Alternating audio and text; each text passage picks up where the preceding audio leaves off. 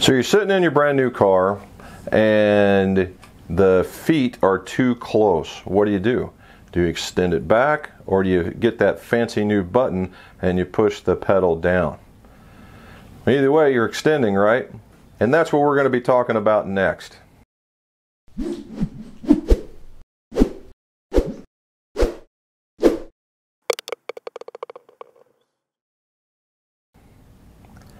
Welcome back to the McGolf Shop and Tools of the Trade Tuesday, where you can learn tips and tricks on all things club making. If you like this video, how about liking it down below? And if you want to see more, subscribe. There's a little bitty bell now that they've just installed down at the bottom.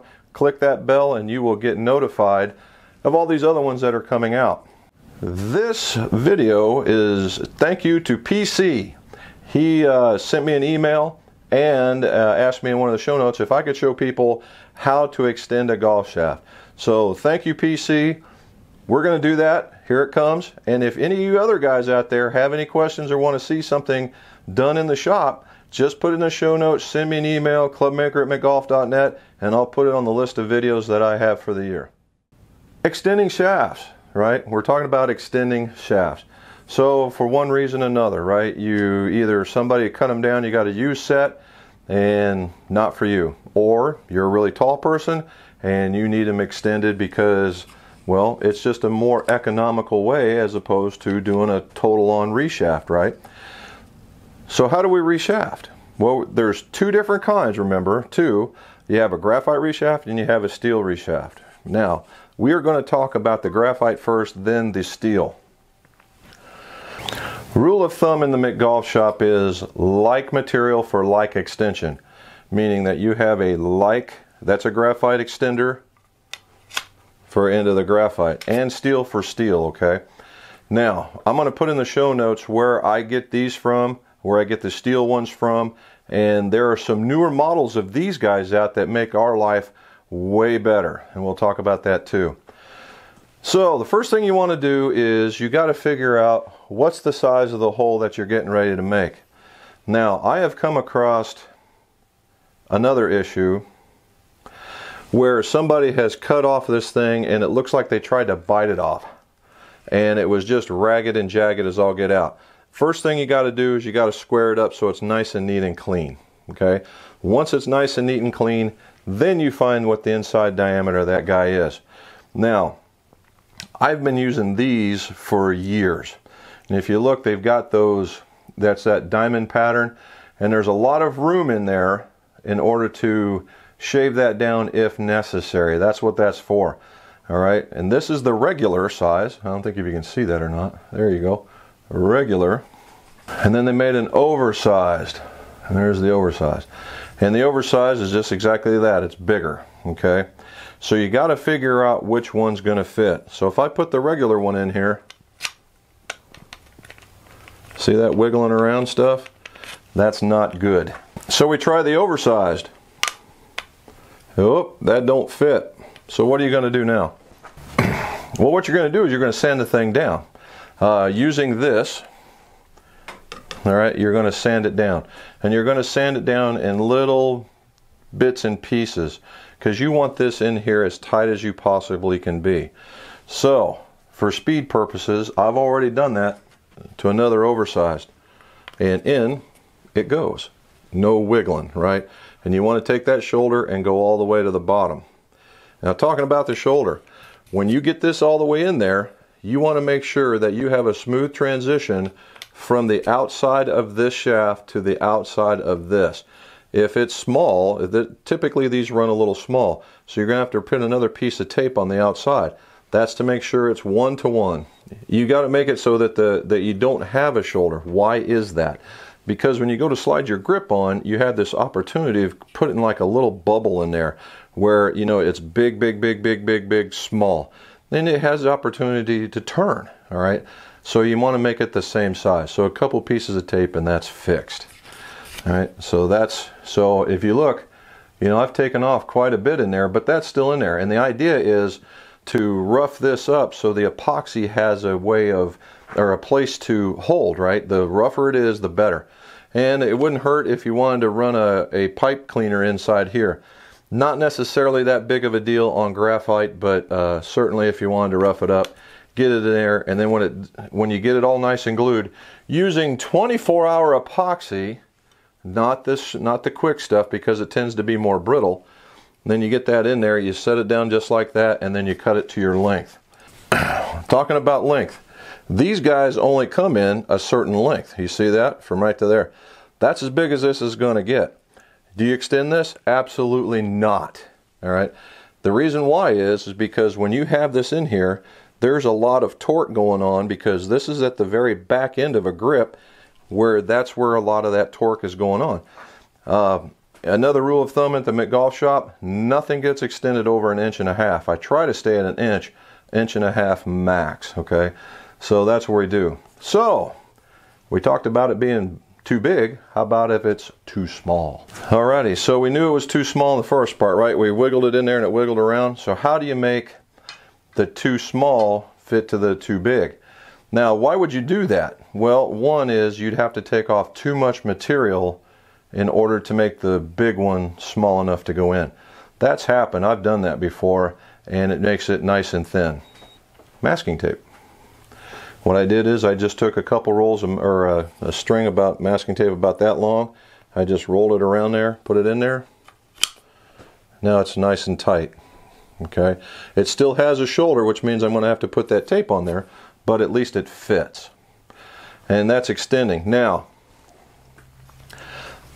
there is another manufacturer of these out there.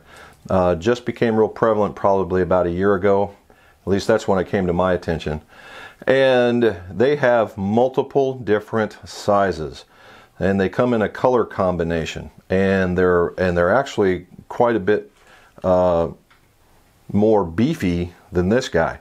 So you want to take a look at that, and again, that will be down in the show notes. So that's putting these together. Let's talk about some steel. Steel extensions are a different animal altogether. This is a typical steel extension. You notice that there's a side there and there's a side there. Very efficient because you can make these into two pieces. This guy is 12 inches long. Does that mean, oh, if I just cut off the end, I can extend this 12 inches? Well, the answer is yes, for about a minute. You go to swing this is the only thing that you're gripping, and that shaft is going to go flying eventually. It may not in the first one, but it's going to happen. Again, maximum 1.5 inches to 1 inch. So, what do we do with this? Well, these do come in multiple sizes. All right, standard issue steel shaft. In fact, it's an old rifle shaft. I got one here. I don't know if you can hear that. Okay, not what we want. We got another one. If you look at that, they're basically the same size. Not what we want. We got another one. Exactly what we want. All right, so the first one that was too small was about a 560, and the other one that you saw was too big was a 620, and that is a 600. So fit in there just fine. Okay, so what do we do here? Same thing. We abrade this in. In fact, I think I've already, nope, I haven't done it on this one. You braid it. You put it up here on the wheel, and you braid into it. Get it nice and abraded, just like you would if you're making doing the tip side for going into the head. Same thing here. Here's your new tip. So we talked about cleaning the insides of these things, right? You found the right size. You put the right size in here, and now you're gluing it. Well, you want it rough, but you also want it clean when you do epoxy. So go to your local Lowe's, Menards, Home Depot, and get you, this is a 3/8 pipe cleaner.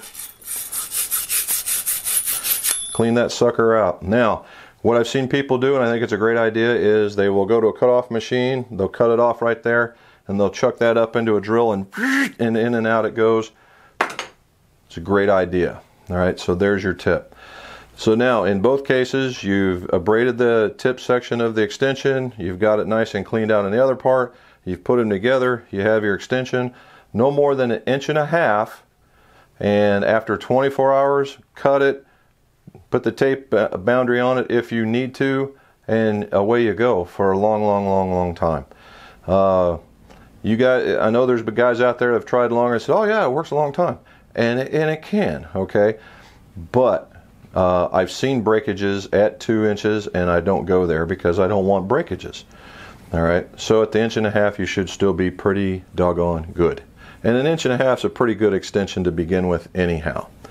The fit, you want the fit to be tight. Why tight? Because epoxy works its best when it's thin, not when it's thick. It works best when it's thin, not when it's thick. All right, there's another one for you.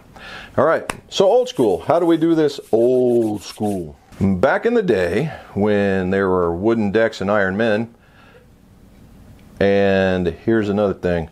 Anybody knows what that comes from? You put it in the show notes, I'll send you a koozie. First person that does it gets it. After that, too bad. All right, so back in the day, they didn't have extensions, so how did you make it longer? Well, here's said shaft, right? And here's another said shaft. They would take a broken one, and they would virtually put it in there until it would fit, right? Now you can hear it. All right, you would hear it wiggling back and forth, but they would cut it down to right about there. All right, they would cut it down to right about there, or at least figure out where that would go, cut that off, and then they would put tape in there to get that tight feeling. Of course, it would be abraded. They would tape it, and it would go. So you could have a broken steel shaft as long as it sticks in there, you know, a good couple inches, and you got a nice firm, installation. It could work, steel for steel, right? And what could be better than another steel shaft other than the extension? Finally, now this is going way, way back, but I still get these here in the shop. Back in the day when woods were all the rage, you know, there was all kinds of sanding equipment around, and they needed to go an extra 1/2 inch or an inch, they would just take a 1-inch dowel, all right? Or whatever just slightly bigger than that was. They would get a dowel that's slightly bigger than that, and they would virtually shape it so that it would stick in, so it would almost look like a bullet. And they would put it in there, or they would just go in there from the side, and they would lay that out and get just like it would look like. It would look like that, only made out of wood, right? And then what they could do is they would shape the outside of it so that your transition from here to there was very smooth. Sounds cool, a lot of work. And the like metal, wood to metal, didn't last very long. Also, wood was a little bit heavier because the thing was solid, right? And it made it heavier, so your swing weighting, if you're really worried about that, was a little bit off. Again, another back in the day kind of thing, guys used to use that wood and they would drill holes in the back of it and they would pour lead into it so that they could do back weighting for back in the day. So I wouldn't recommend it. So in review, all right, like materials for like extension, steel to steel, graphite to graphite. You'll see that in the show notes. Number 2, know what size it is so that you have a very tight fit. Number 3, mix the 24-hour epoxy. And I say that because it's the strongest. It's not as brittle as the other two, and this thing sees a lot of torque, so you got to have it. All right. Check your fit from the transition from the shaft into the extension so that it's nice and flat. If you have to use a couple pieces of tape, so be it. All right. So once it's dry, you put it on there and cut it to length, and you should be a happy camper for a long time. So again, I hope you enjoyed this. Hit the like button if you will. Subscribe, that little bell on the bottom down here, and that way you'll get to see more of these when I put them out for either Tools of the Trade Tuesday or Fitting Fridays. And if you got any questions and things that you want to see, then just let me know, and we'll try and put them in. And let's see your scores. Go low.